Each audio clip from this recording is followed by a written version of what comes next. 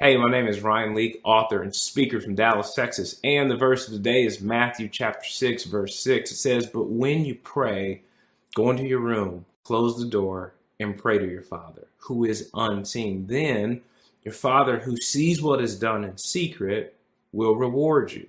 Now, I grew up in a church culture of prayer meetings. Okay, like that was the point of the whole meeting. We're going to go up to the church and we're just going to pray for hours. And then we're going to circle up towards the end of said meeting and pray for another hour while holding hands. Now, while these meetings were certainly powerful, there inevitably was always that one gal or girl who thought the purpose of the meeting was for the rest of us to hear how good they could pray. Okay, it's one thing to gather together to pray because there's power in community. It's another thing to make a show of how spiritual we are. I think in following Jesus, there is this temptation that you and I can experience where it becomes our desire to impress others with our spirituality. Sometimes I think we want the rewards of public applause from other people when God is looking to reward us privately.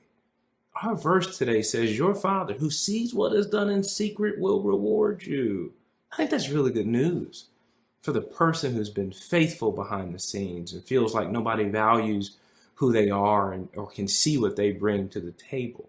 What should encourage you and me today is the fact that our Father sees what is done in secret and takes care of who gets what and when. What you don't want to happen is get to a place in your life where people think you're super spiritual because of what you show and post, but in private, who you actually are is a person that doesn't really have a relationship with God at all.